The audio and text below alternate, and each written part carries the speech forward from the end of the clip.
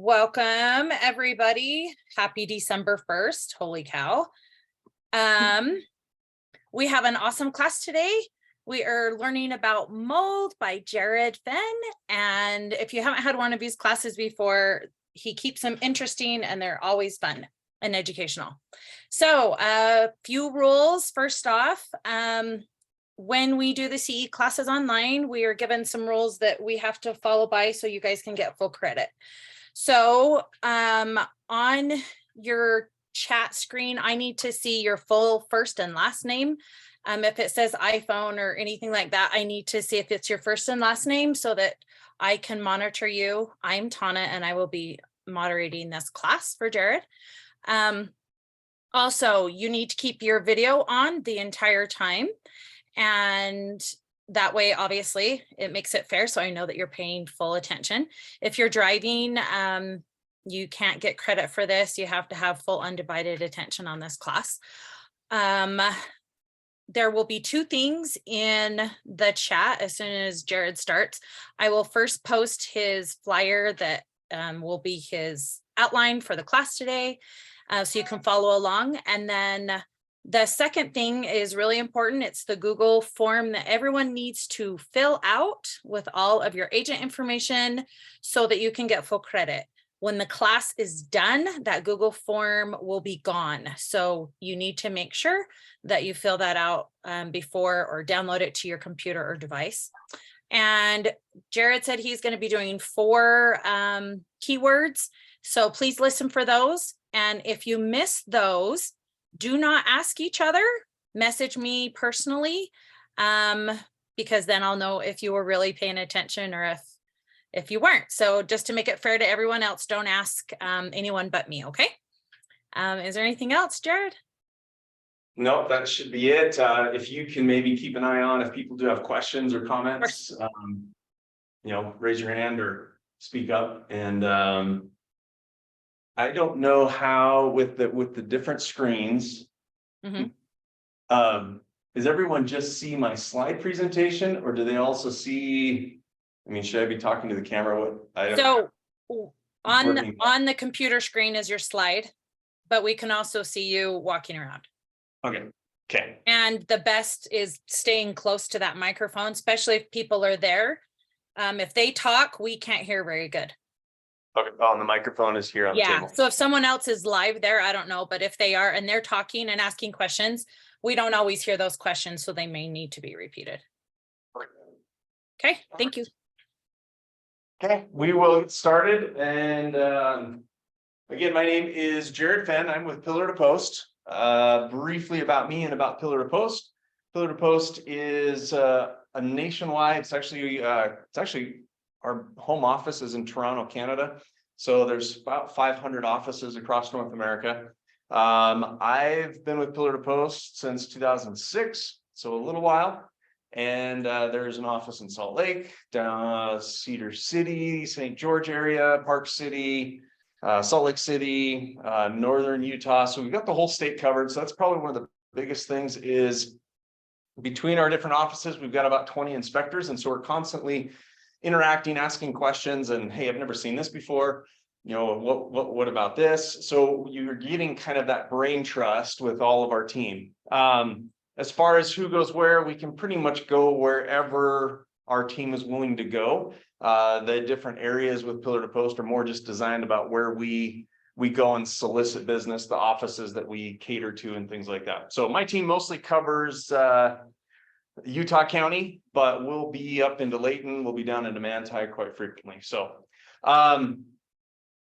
obviously we do home inspections, but then any of the other things that may come up. So termite, meth, mold, radon, sewer scopes, all of those different things, are things that our team can help your clients take care of.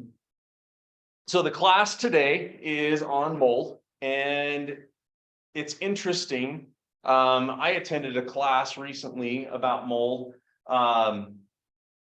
and we were talking about it, and a lot of the remediators are seeing an increase in mold. And so part of it is everyone's in their home, everybody's more conscious about health. and air quality and their breathing. And so that, some argue that that's why we're starting to see, I've probably done more mold testing in the last 2 years than I did the previous 5 years combined. So it's increased dramatically. Remediators are saying the same thing, that they're getting more and more, that they're very busy. A lot of companies, restoration companies that I've worked with over the years, a lot of them have gotten out of other types of remediation like meth and water damage, and now they really are just focusing on mold because there's such an emphasis on it. And one thing that was interesting is there's lots of studies that have come out recently of correlations, whether it's with COVID, whether it's the vaccines, whether it's whatever, but they are starting to see that people are becoming more susceptible to mold than they might have been 5 years ago. Whether that's just because now it's kind of like the same thing. If you've been in real estate for as long as I have, a lot more people are aware of radon, so a lot more people are testing for radon. And so this awareness sometimes increases the demand. So it could just be the awareness, or it could actually be physiological changes. There's different studies that kind of point both directions. So again, bottom line, we are seeing more and more people wanting mold testing as part of their due diligence. And so it's something that agents need to be aware of. And really the goal of this class is not to make you experts on mold, but really to focus a little bit on what are those common questions. And obviously, what are the big, when people hear that 4-letter word, a lot of times they get freaked out. And that's kind of one of the goals of this class is let's set the record straight. Let's get some facts and give you guys the information you need so that you can help your clients not to freak out and have some actionable things that they can do. Okay, so we're going to jump right into it. If you get the handout, it basically just goes through all the slides. So it's not, can be helpful if you want to follow up later on. Here's the outline for what we're going to go through.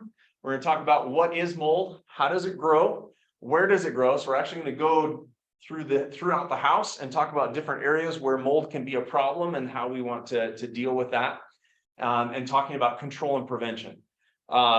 We'll talk a little bit about cleanup. We're not going to get too much into that, but there's a lot of myths and bad information out there. And then we'll talk about how mold plays into just the general home inspection in general, and mold testing, how it's done, and some, again, some bad information that's out there that we want to set the record straight.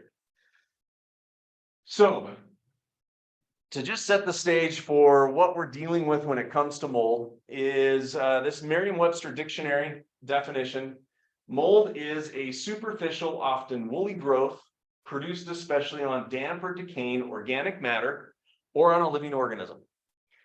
And so that's the definition of mold. And if you look at that, it's so broad that you could apply that to so many things, including my facial hair. I mean, it's a woolly growth on a living organism. So, and I use that to just emphasize that there are really dangerous molds, and there's a lot of molds that we don't even think about. I mean, many people love blue cheese, and that's just moldy cheese. So there's certain types of mold. You go get sick and you want penicillin. Well, that's a derivative of mold. So there's good and bad with mold. And sometimes when it comes to real estate, oh, the house has mold. It's a death trap. And we want to get away from that path that sometimes our clients go down. There are over 70,000 species that they've identified and studied. They estimate more than that are still out there that they really don't know a whole lot about. The good news is when it comes to real estate, we're really only focused on about 35 to 50 are the common molds that we'll find in a home. Okay. So mold is a fungus. It's necessary for the breakdown of organic matter. So all of these leaves that we've been raking up over the last few weeks, if we didn't have mold and fungus, those leaves would just keep accumulating. It's what breaks things down. It's what gives us good topsoil, is that breakdown of organic matter. So mold is a necessary thing in our environment. Mold is everywhere. So, if your client ever says, hey, do you think there's mold in this house? The answer is always yes. Every house has mold. It's not contaminated, but every house has mold. You have spores. So think of mold like a plant. And as it grows, it produces spores that are the seeds. And so those spores are what often is carried in the air. That's what a lot of people breathe in. That's what a lot of people are affected by. is the amount of spores that are in the air, and not so much the fungus, the mold that's growing, on the wall. Mold can have toxigenic, allergenic, and pathogenic characteristics. So toxigenic, meaning it can produce toxins or poisons. Allergenic, it has allergy triggers, so it can trigger that immune response. Pathogenic, there are some molds that can actually cause diseases. And so that's what we're dealing with. We hear a lot about toxic mold. We'll talk about that in a little bit. And again, some of these things are part of the mold. Some of them are part of the spores. Some of them are part of the gases. And so there's a lot more to it than just saying, oh, there's mold in the bathroom and now my family's going to die. That's kind of the sequence that a lot of our clients go through. And that's what I hope to give you guys some information. There's our first code word. So go ahead and write that one down. Make a note of it so we can get you credit.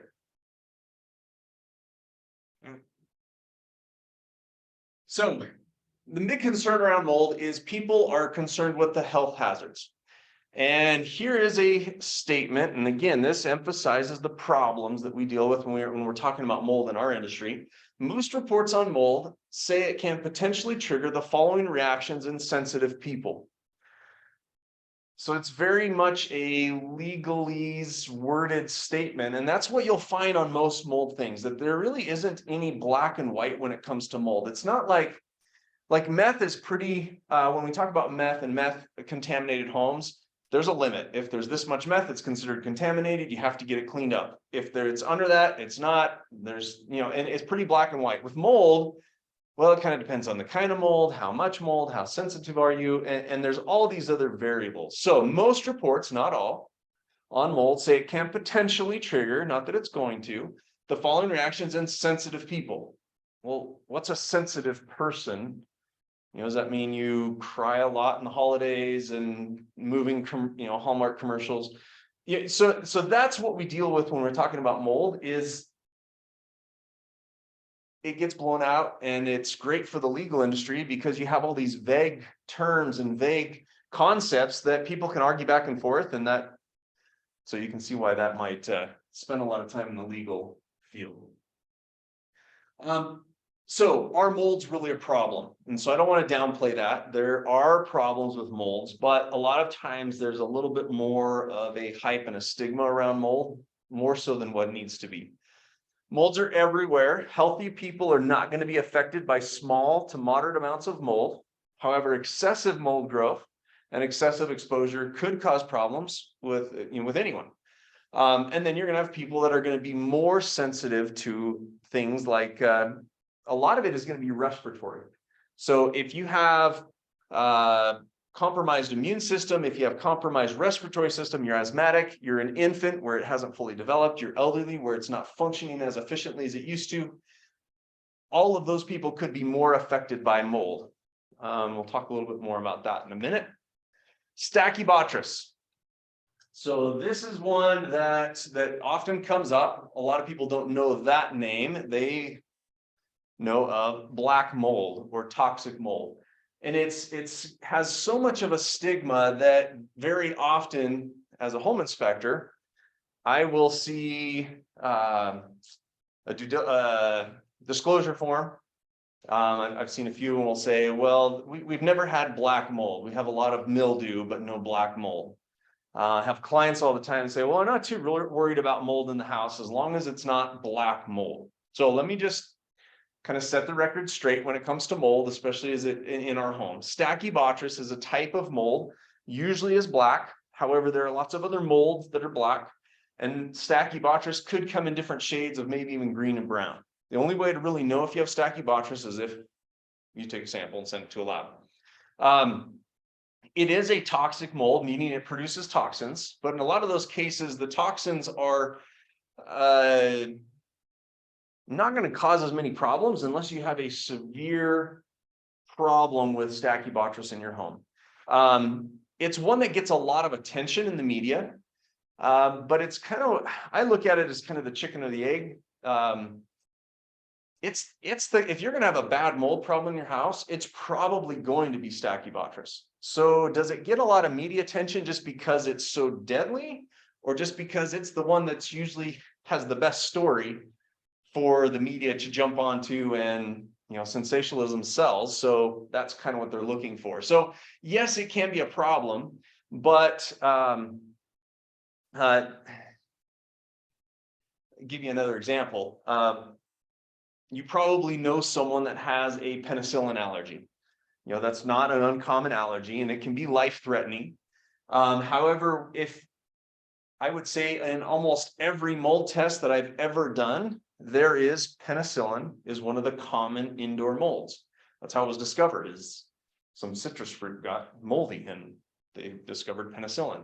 So penicillin is one of the most common molds. So if someone has a very moldy house and they have a penicillin allergy, they're going to have major health impacts, and it really has nothing to do with Stachybotrys. So there are so many factors that go into it that it's kind of like, I'm allergic to bee stings. Does that mean I should never be around bees or go in a flower garden? Well, no, you kind of know your limits, and you take necessary precautions.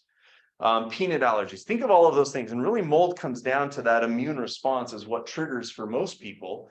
And once you understand, mold just isn't this scary thing. One fact with Stachybotrys, and it's something that I say a lot as a home inspector, is, at least in my profession, mold is a symptom. It's never a problem.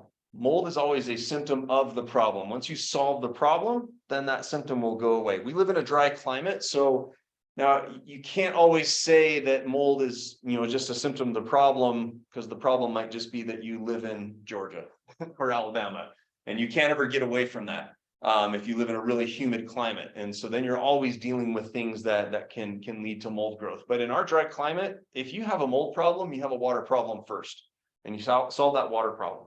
So going back to Stachybotrys, black mold, toxic mold, one of the main characteristics is it does need a, I guess it's on the next slide, constant moisture supply. It's usually indicative of a major water problem. So small little leaks and things are usually not going to result in a Stachybotrys or a black mold situation in a home. Just some other facts about Stachybotrys. This is from the CDC. The hazards should be considered the same as other common molds. So whether it's Aspergillus, penicillin, or any of the other common indoor molds, Stachybotrys hazards really should be considered the same. So that statement of, oh, I'm not too worried about mold as long as it's not Stachybotrys, isn't a very factual concern, because the CDC, really, if you have a mold issue in your home, it should be taken care of, because it's a fungus. It's something that's growing in your house that shouldn't be there. The other fact with Stachybotrys, it can grow on materials with high cellulose and low nitrogen content. So things like drywall, paper, dust, and lint. If you don't have those things in your house, I don't know where you could be living. So again, bottom line, Stachybotrys, if you're going to have a major mold problem in your house, it's probably going to be Stachybotrys, just because of the characteristics. There is your code word number 2.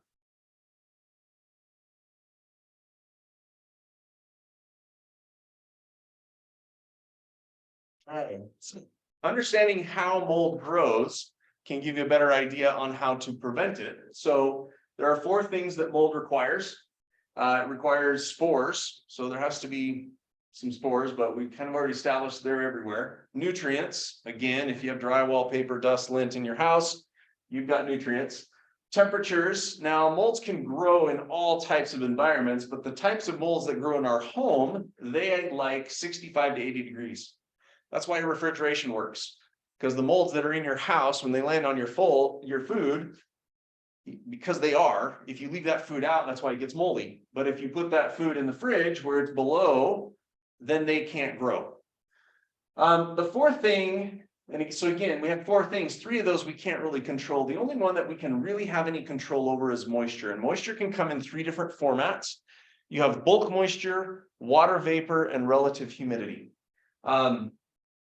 Bulk moisture is kind of easy. That's the leak in the roof, the dripping faucet, the leaking plumbing, just, drip, drip, drip. That's your bulk moisture. A crack in the foundation where water is seeping through, it would be another example.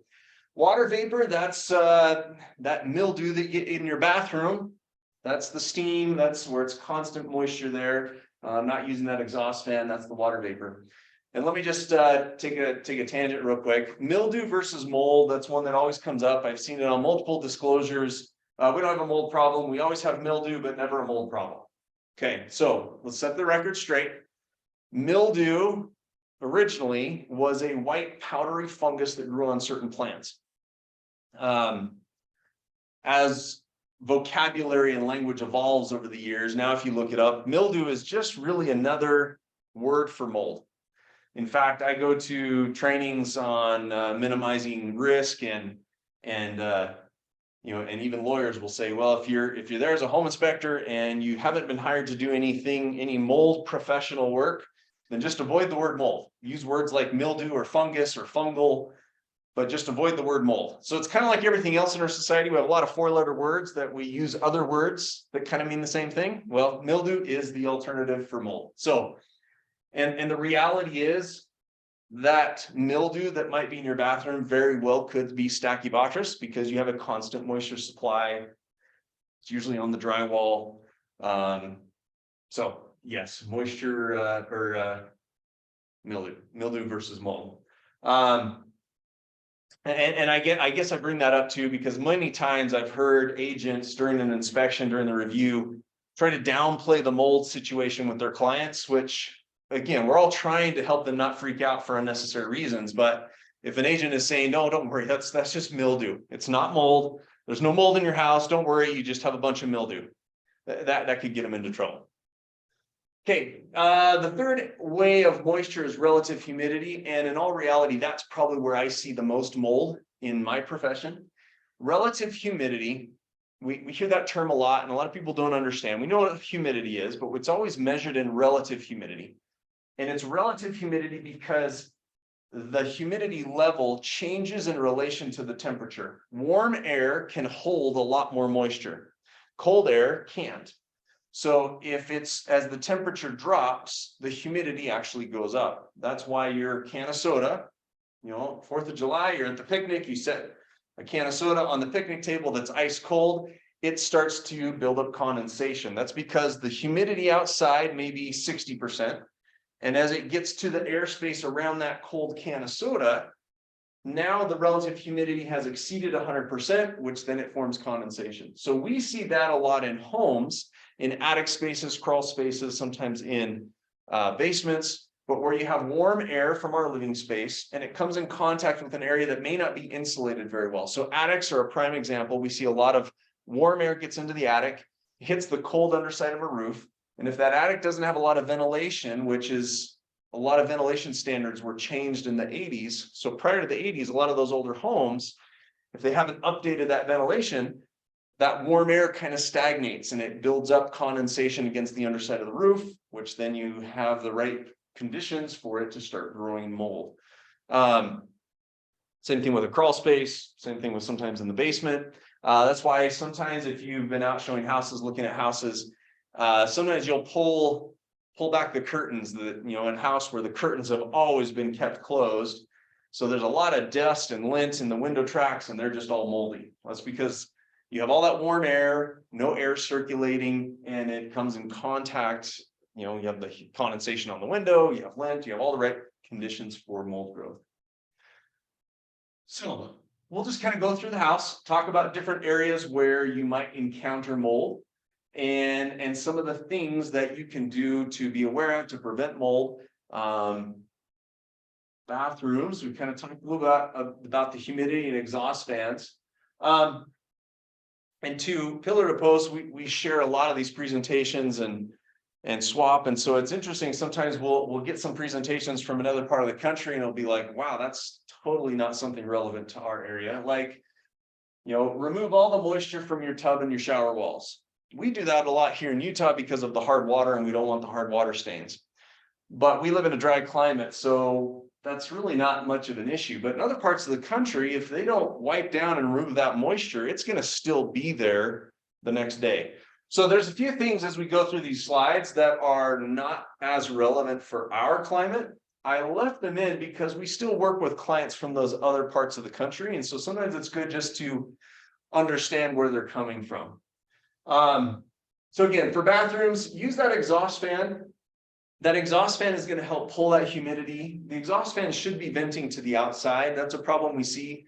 Until the 80s, those exhaust fans usually just vented up into the attic space. And so again, you're pumping all that warm, humid air up into the attic, and that can cause problems. Caulking. Caulking is usually a latex or a silicone, which is not organic. So if you have mold or mildew growing on the caulking around your bathtub and things, it means that that caulking has failed. It's starting to crack and have little micro fissures inside of it where skin cells, soap scum are getting into there, and that's what the mold is growing on. So usually scraping it out and replacing it is recommended there. Grout is another thing that grout is very porous. And so if the grout is not sealed, it's a good place for mold to kind of hold on to and start growing. So grout sealer is a great way to prevent mold and mildew and staining on that grout. A good rule of thumb is if it's properly sealed, you should drop water on the grout and it should beat up. And that's a good grout seal. Checking around toilets, obviously, you'd be surprised how many times we find moisture readings around a toilet. The most common is, especially if someone has recently replaced the floor, and they pulled the toilet, replaced the floor, put the toilet back on, and they didn't change or adjust that wax ring seal underneath the toilet. So we find a lot of small leaks around there. And usually it's just a slow leak. It's usually not a major leak unless there's a clog and it backs up, but it's usually just a little bit each time. But over time that can cause a problem. Laundry areas, we want to make sure those dryers go to the outside, not they sell these things called lint traps so that you don't have to vent them to the outside, and they basically vent to a bucket of water. That does great for trapping the lint, but it does nothing for the humidity. So yeah, it's not a good idea. So the dryer should always vent to the exterior, especially with a gas dryer. You also have carbon monoxide risks. Hanging some clothes up to dry indoors is not a problem. But I remember going into a house to do an inspection, large family, small house, and the dryer had just broke the day before, the seller told me. And so she had about 4 loads of laundry draped and, had hanging lines all throughout the house. And it felt like I'd stepped off the plane into a rainforest. It was so humid in that house. So you're just asking for problems if you're introducing that much humidity into a room.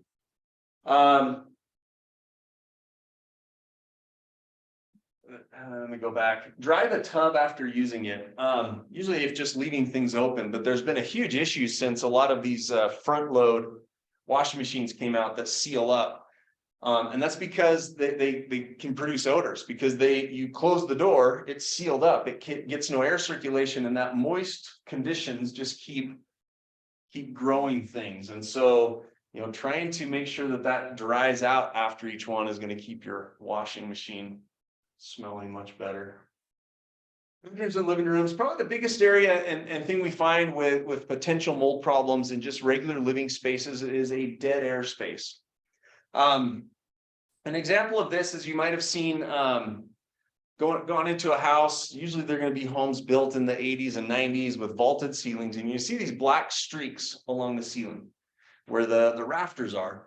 We call that ghosting, and what it is you're seeing the rafter, and then there's a space where it's insulated, but the rafter is not because it's a solid member, it's transferring the cold from the outside in much better than the space next to it with the insulation.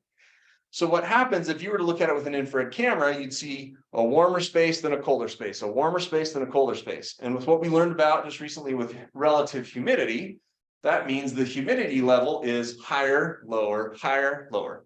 So if you have something with a little bit higher humidity and you have dust floating around in the air, it's going to tend to stick to those high humidity areas more readily.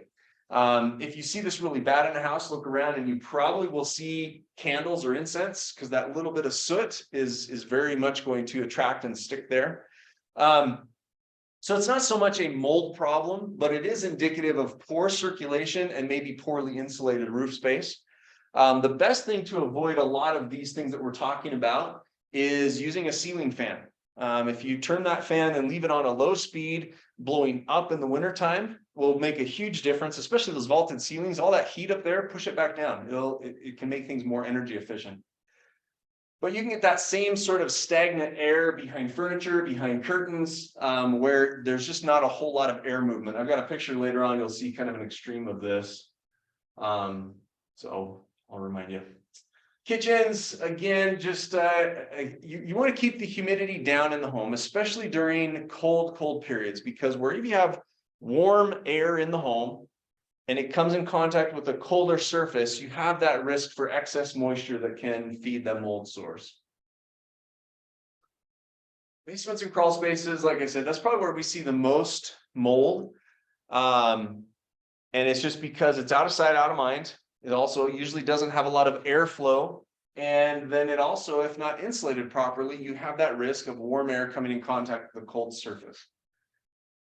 With crawl spaces, we usually tell clients, take a peek down there at least once a year in the spring and just make sure you don't see any standing water. One of the inspections I remember doing that had some pretty bad air quality, the attic was very moldy. And when we do the inspections, we start at the top and work our way down. Attic was very moldy. As I'm going through the house, every room they had purchased big air purifiers because they were obviously having some respiratory and air quality issues. I got down to the crawl space and their sump pump had broke. So there was about a foot of water throughout the crawl space. The furnace was in the crawl space, so it was actually pulling that humid air out of the crawl space, pumping it through the house, making the mold all attic-y, or the attic all moldy. And yeah, so again, moisture down below is going to rise up and cause excess humidity in the home as well. Okay, when it comes to the exterior of your home, there's a term that you might hear. It's called the building envelope. And the building envelope, the easiest way to understand that is it's everything that keeps the outside out and the inside in. So anywhere where that is compromised, you have a risk for mold. So your weather stripping around your doors, the seal on your windows, the flashing around your roof, anywhere where that envelope has been compromised, you have a risk of either cold air coming in, causing a humidity or condensation issue, or an actual leak where water is going to come in. So you want to manage those things, flashings, drainage, probably as far as basement flooding, number one is going to be downspouts that are not directed properly. Number two is going to be sprinklers. And so, and then number three would be grading, where you're just overall water is not flowing where it should. Okay, there it is, number three.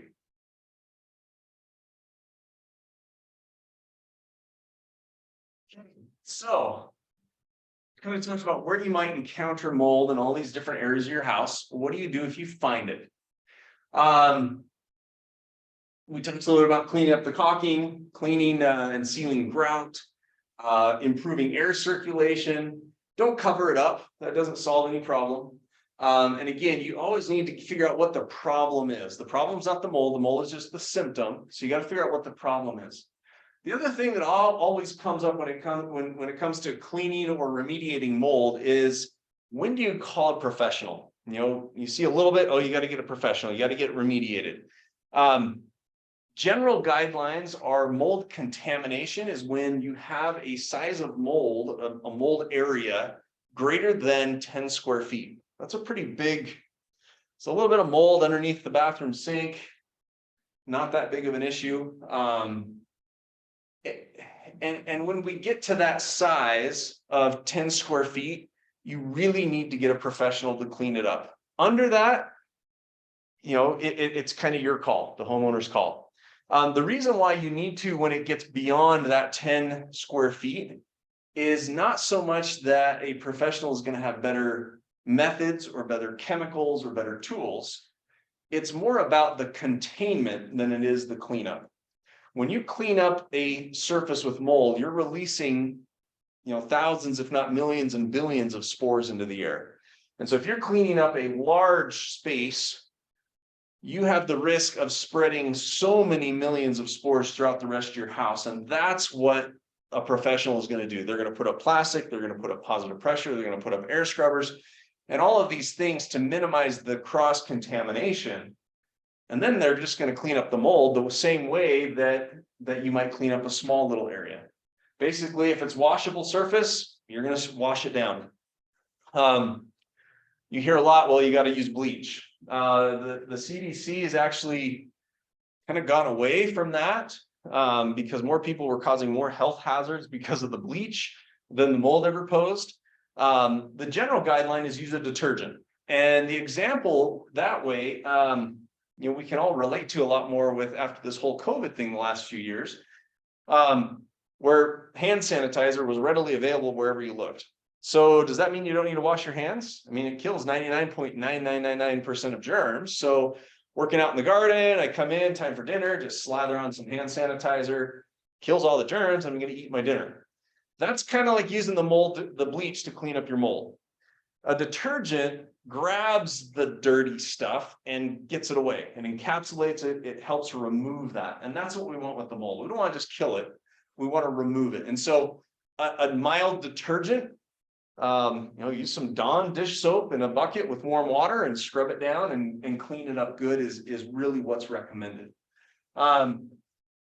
If it's things like carpet, there really isn't a way to effectively clean up carpet from mold damage. If it's contaminated with mold, those spores are trapped in those carpet fibers. There's not really a way. Same thing with the pad. That's why, and it's usually the pad where it gets most moldy because that soaks up most of the water. And so pad usually always has to be replaced. Carpeting, they might look and see, how bad is it? Wood and concrete are a little bit more durable, so you can use harsher chemicals. They'll scrub it, they'll clean it, and then they'll spray some chemicals to inhibit mold growth, some fungicides and things like that. As far as the DIY, the do-it-yourself cleanup, one of the remediators that I've worked with a lot, his recommendation is scrubbing bubbles. So it's kind of a foam spray that you can spray. It has some fungicides in it that will help deter growth. So for example, that stubborn kind of mildew that's growing in your bathroom, spray it down with the scrubbing bubbles, scrub it, clean it as good as you can, and then actually spray another light film of it and let it dry is what he recommends. Okay, just some examples of mold.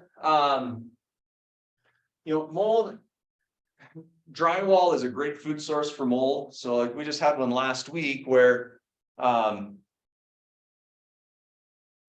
there's a little bit of moisture that we found down by the baseboard. It was a little damp from some recent snow melt and stuff.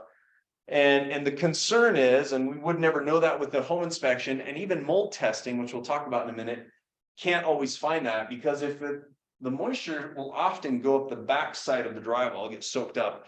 That back side of the drywall is usually a raw paper where the front side has primer and paint and it's kind of sealed up. So the backside of drywall is very susceptible to mold growth. And a lot of times that won't even show up during an inspection or even during some mold test. So if we find water damage, especially in a basement around the baseboard, we are more concerned that could lead to some mold growth, maybe there now or could be happening in the near future. This is around windows where you can just get, and again, mold is a health concern, but the other side of it is a fungus. It decays and it's rotting out things. So this was, if you can see that picture, this is behind a couch. You kind of pull that couch out, and because it's been stagnant air, walls were not insulated on homes until the 70s. So any home, any home that built prior to the 70s is going to be more susceptible to mold growth and issues on the backside of, or on the exterior walls, especially north walls. North walls are always the biggest problem because those don't ever really get any sun. Another area where we often will find mold is a lot of times the baseboard will get nailed on before they paint. And so again, you have that raw drywall. And so sometimes just pulling open the baseboard a little bit and peeking down there, we can see if there's been a mold problem or not. Basement walkouts, if you don't have good drainage, those are notorious for water coming in. You can see in this picture, this has been an ongoing problem. They've already cut out some of this carpet and replaced it, and it keeps coming back. Let's keep going through. Okay, now when it comes to testing for mold, there's some different tests. And first, let me kind of just a scenario that plays out at least once a month in my office. is someone will be booking an inspection and they'll say, well, we're concerned with mold. Okay, would you like a mold test? Well, how about the inspector, if he sees anything and thinks we should get a test, then yeah, then let us know and we'll do it. Real simply put, if we see mold, there's usually not a whole lot of reason to do mold testing. The whole point of a mold test is to take things one level beyond the home inspection, which is visual, and see if there's anything in the air that we can't see. So if we see a bunch of mold and someone has ordered a mold test, in many cases, we will say, let's skip the mold test, get it cleaned up, and then you can test when it's all clean and make sure that they got it all. But to spend your money on a mold test when we're 95% sure that you've got a mold problem is just a waste of money. Now, as far as the different types of tests, there's a number of different types of tests that can be done. The surface sample is one, like I was just saying, I think I've done 2 in my career. So, I think I'm at about 12,000 inspection from, that over the last 17 years. And I've done 2 surface samples. And that's really just where, hey, we see some mold. We want to make sure it is mold. So in one case, there was some weird staining and they were worried about it. Nope, it wasn't. It was some other food or something that someone had spilled. The other one was a case where we had some dampness and the HOA was fighting with them saying, nope, they actually responded that the home inspector must have spilled water because there's no leaks in their HOA. And so we kind of went back and took a swab and found that, yep, and that water contains a bunch of spores that are often found in mulch and flower gardens. And they just recently mulched and everything, the flower bed right outside this window, and the sprinklers had just got turned on. And so with that, we were able to, help the client get the HOA to take care of it. So it's very rare that we'll do a surface sample. Surface samples might be a concern on the medical side. So if you have someone that has some diagnosis where they know they have sensitivities to certain molds, and we see some molds in their house and they want to know that's what's causing the health problems, then you can say, okay, yep, that mold there, that's really where a surface sample is applicable. There's air samples are probably the most common kind. With an air sample, we're using a vacuum pump, and we're pumping air from the house into a little cartridge. And that cartridge has a microscope slide inside of it. And as the air passes through the cartridge, any particles that are in the air stick to that slide. It has a really sticky surface. So we do that for a specific amount of time, usually 75 liters of air. We seal that up, we send it off to the lab, they pull it out, put it under a microscope, and they're able to look and see, and they can actually see the different kinds of spores. And so they'll say, okay, yep, they're, and they'll map it off, and they're able to say, okay, per cubic meter of air in your house, you'll have, 300 aspergillus and 400 penicillin and 3 stachybotrys, and they'll break that out. I think I have a report here in a second, you'll be able to see that. But that's what an air sample. Now, some things you need to know about air sampling is it is a snapshot in time. So if you just cleaned out your fridge and had a bunch of moldy food that you threw away, and we take a sample in your kitchen, it's going to show a little high. I attended a class and they did just an informal experiment, sent a bunch of their employees home with a piece of pecan pie, told them leave it on your counter and then throw it away when it gets moldy, and then take a sample in your kitchen. And so they did that. When we get mold results, anything over 1,000 spores per cubic meter, it kind of raises some flags. Well, in this little experiment, there were some that came back in the millions of spores per cubic meter. So there are some limitations with these air samples. It's a good tool to help us point us down, down the path that we need to go. It can also just be a good peace of mind. So if we do a test and nothing shows up out of the ordinary, that's good peace of mind for the client. If it shows up, wow, in this area of the house, it was high. Now we're going to focus and try to figure out what could be causing that. On that note, air sampling does get expensive because your typical test kit usually is recommended for around 1,000 square feet. So if you have a 4,000 square foot house, That's going to be 5 samples, 4 for inside the house. And then every time we always do an outside sample that gives us a baseline or a control sample to compare everything to. If you live next to a field, or I remember doing one down by Provo Lake, down Utah Lake, West Provo, and the inside were like, 2,500 spores. And it was like, wow, that's really high. Well, the outdoor sample had like 4,000 spores. So relative to the outside, yeah, the house is not that bad. And having that many in the house just probably means that they have their windows open and they get some fresh air, as fresh as it can be next to, I think it was next to a swamp. So there are some other types of air samples that are becoming more common. Molds can produce gases. Well, they do produce gases or VOCs as they are growing. So that smell, that musty smell that a lot of people will sense as mold is growing, those are chemicals. So in some cases, we can do an air sample, which is going to capture the spores. But if that mold is growing inside the wall, sealed up in there, those spores aren't getting out. So you could have a mold problem behind the wall, and the air sample would come back clean when we do a spore trap.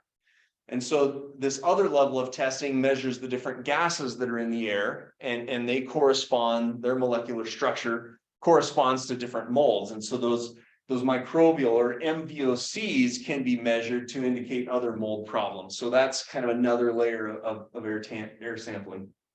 Another type of test, it's not really on here, but there are dogs that have been trained to sniff out mold. And so we worked a number of times with a local company that has a dog. The dog, just like they can train them for, bombs and other drugs, they can sense out mold, and it can be very reliable to narrow down, because our air samples are just going to say, well, somewhere in this corner of the house, we have a mold problem. But with the dog, we can say, oh, yep, it's coming right here. It's right under this window, and the dog can narrow it down. So there's lots of ways, but again, no test is probably going to be totally conclusive. And so that is something that clients need to be aware of. Let's see how we're on time. So this is some of the testing equipment. This is the spore trap. If you can see that picture, the airflow comes in, hits, and all the particles get stuck on that slide.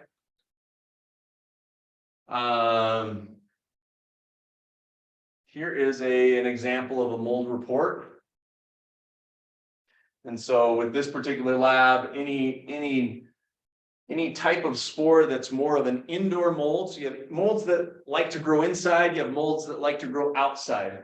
So rust, smuts, these are all kind of more like mushrooms and different types of Presidio spores, or things that you could find out in your garden, if you live next to a field. And so unless they're really high, you might have an air quality problem, but you don't really have a mold problem. But there are some kinds that, when they're really high in certain areas, indicate an indoor problem, and that's where, it gets flagged. And then that's where we'd say, well, this was somewhere up in the 2nd floor. We took the sample in the hallway. Well, now you either need to get the dog to come out and identify it, or we do more samples in each room to kind of hone in on where that area, unless the inspection turned up, oh yeah, we found that the toilet, had a major leak, and that was right next to this where we took the sample, was in that bathroom. So again, it's just another piece of information in the whole picture. That is our number 4 word.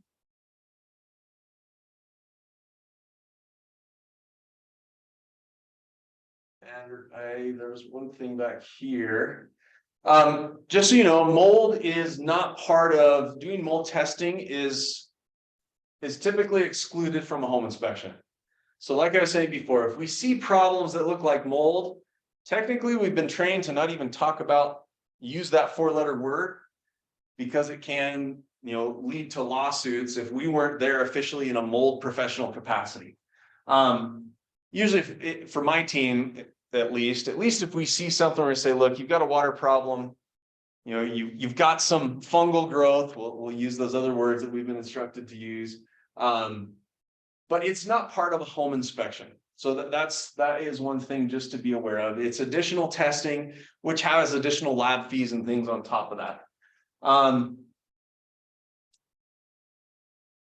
So you do want to pay attention to any water damage. Water left like that for 48 hours could be a mold problem a couple days later. So that is one thing that as you are helping your clients during that due diligence process, any active leaks could be a mold problem by the time of closing if not taken care of.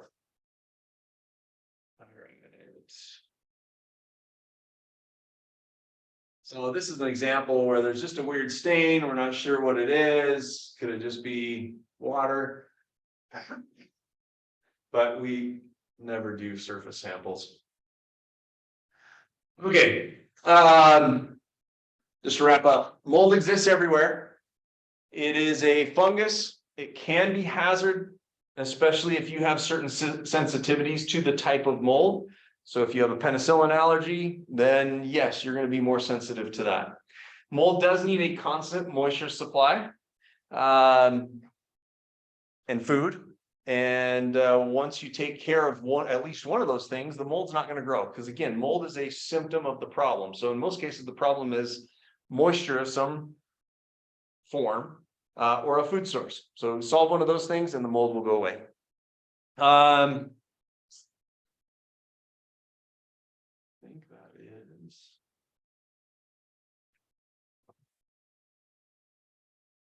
going to the next slide, but I think that is about it. There we go. Don't cover it up.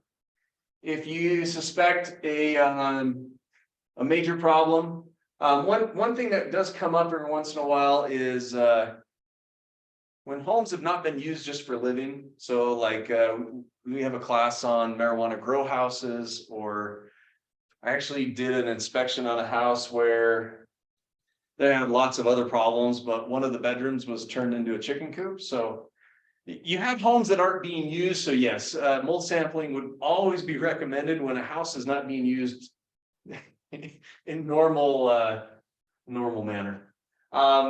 Use a professional for cleanup, especially if it's over 10 square feet.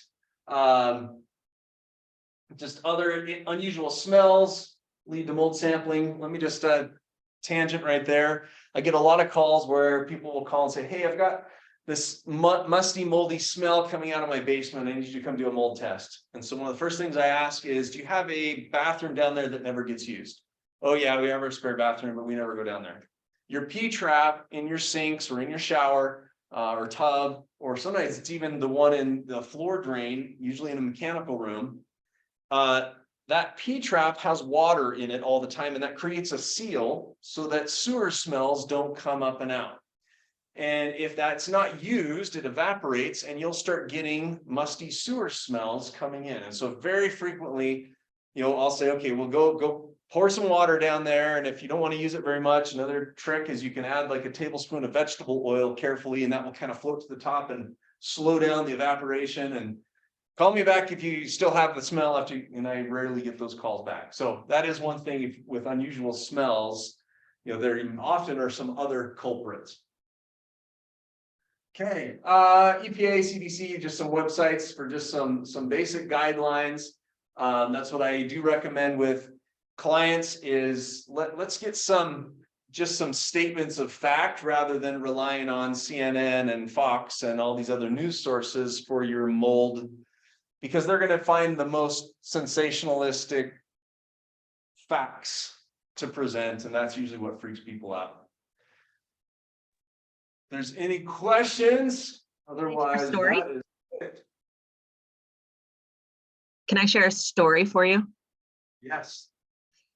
So I think it's always good to get a test because you never know what's growing at what time, right? And you said sorry, I'm getting over sickness. You never know what people are going to be more, what was the word you used? More sensitive to one mold than the other. My sister's lung capacity went down to 60%. They had no idea what was going on with her. Come to find out, it was Alternaria mold in the house. And then she was calling around to places to have them come and specifically test for that. And I said, no, just have somebody come out and clean all of the mold. Why do you want to only get one? I'm like, when there's one, there's more. I'm like, just clean everything. And so as of yesterday, after doing a lot of cleaning and everything like that, she's at 100% again. So fantastic news for that. But again, it just goes to show you, like, nobody else in the house was affected. It was her. She was more sensitive to it. Lung capacity went down, like going up and down stairs for her was a hard, difficult thing to do. And it's just like, so you never know what new client is coming into a house. I mean, just to do an air test to see if there's mold, same thing with like radon, right? It's just quick, easy, just do it for the safety of mind. That's what your due diligence is for. No, that's a good point. I've heard a lot of clients too, where, you know, the house looks super clean. They're like, no, I want to do a mold test. And then surprisingly, we'll find something. And sometimes it's just like, yeah, I just had a gut feeling that we should do it. And so sometimes our brains might be clued into something, into a house that we're going to look at and not even know why. But then when they're trying to order the inspection, like, mold test. Yep. So there is a lot of that I've seen over the years. I remember I had 2 almost in a row where it was like, why on earth are you spending money on a mold test? This house is so clean. And 2 in a row came back really high. There was nothing that I would have suspected any mold problem. And so that's where I kind of stopped. Look, if a client feels the need to, or they feel like it's a good idea, I'm not going to turn them down because they might have some sort of gut intuition that I'm not. Now, when you do an air test, it pulls from the entire house. How do you narrow down which room? So we try to keep it to about 1,000 to 1,200 square feet per test. So that way we kind of have it regionalized, at least down that's kind of the maximum we can do.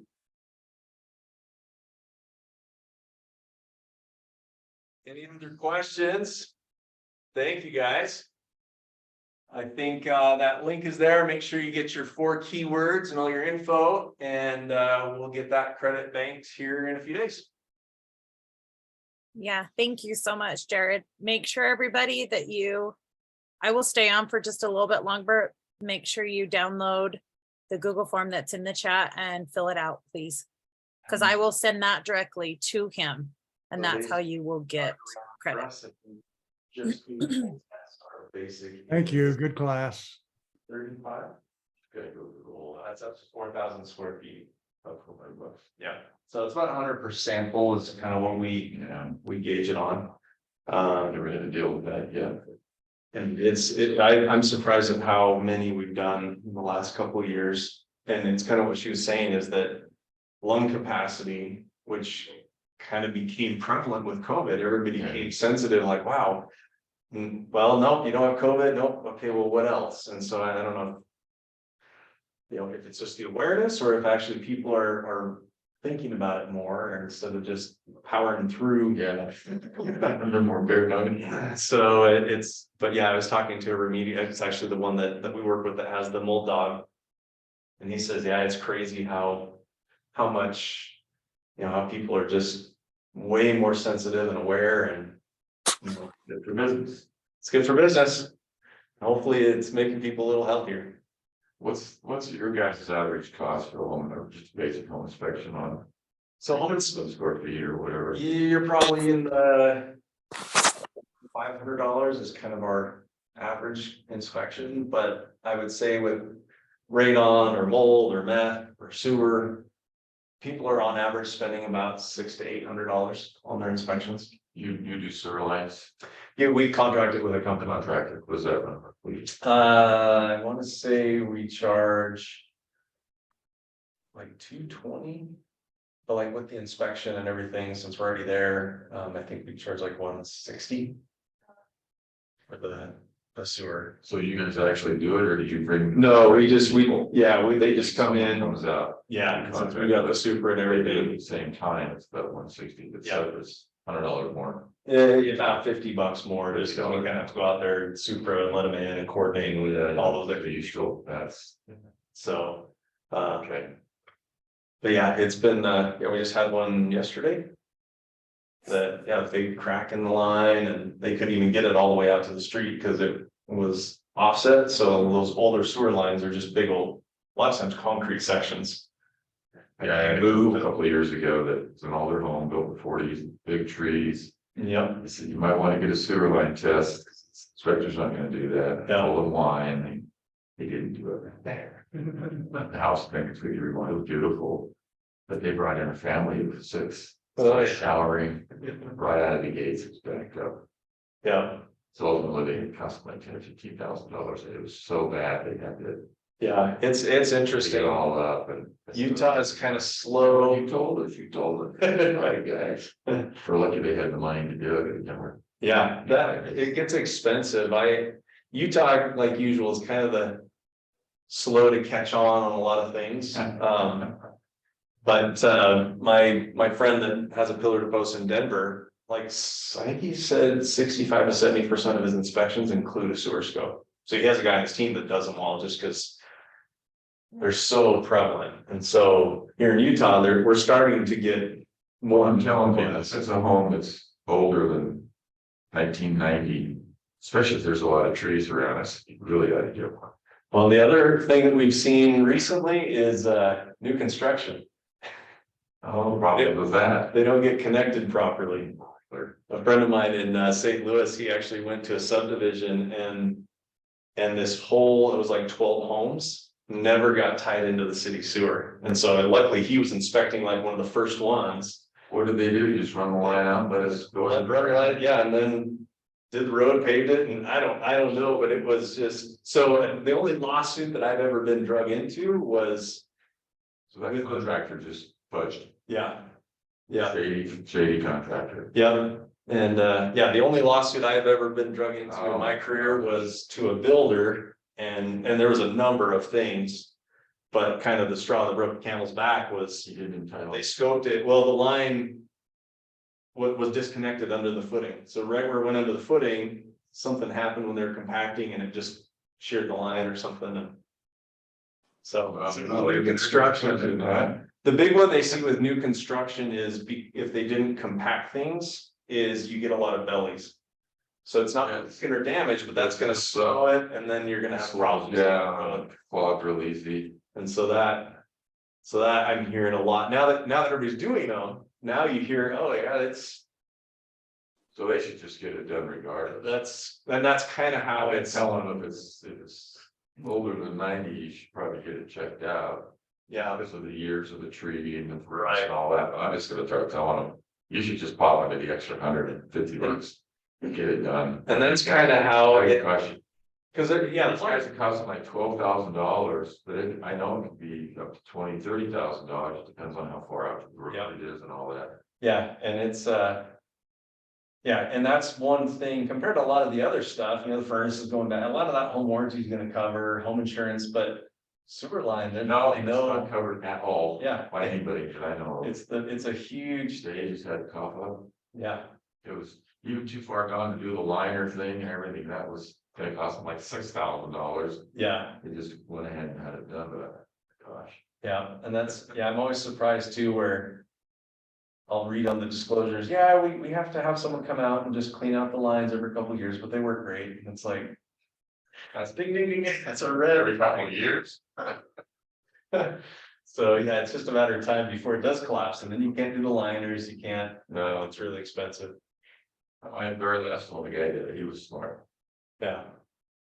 Yeah, we had one a couple weeks ago where the line wasn't actually bad, but there was a big, like an elbow, a 90. Big dip. Well, it was where, so it came out of the toilet, from the upstairs, and then when it went to the downstairs.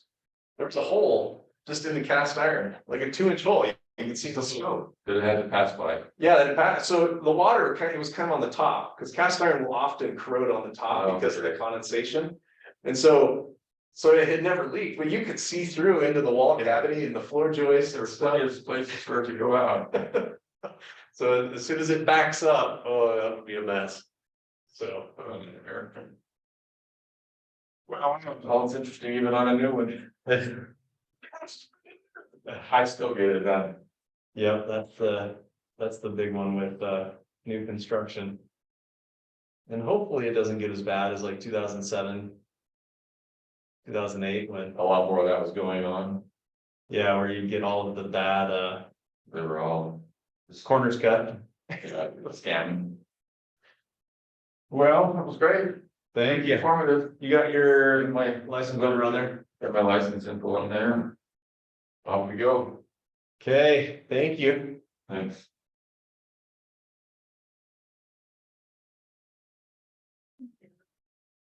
There's a few more that haven't downloaded, so I'm gonna wait just a sec.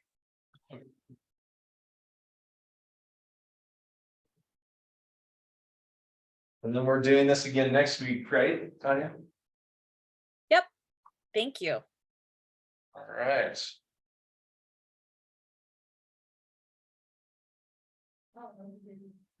You're in Cedar City, right?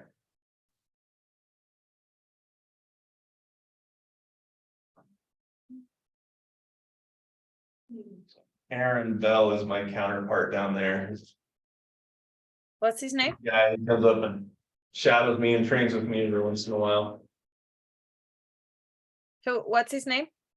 Aaron Bell is the pillar to post down there. Oh, So Cool.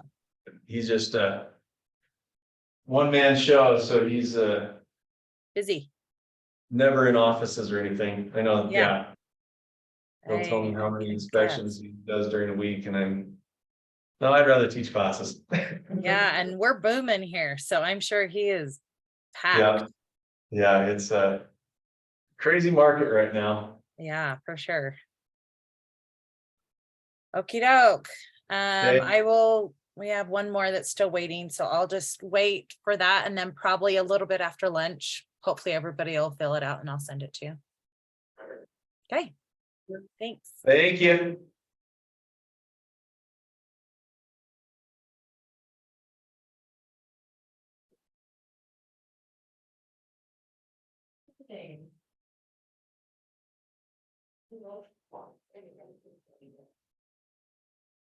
I gotta start wrapping paper in that. Oh, yeah. Get to it. About it, and one of the most of these.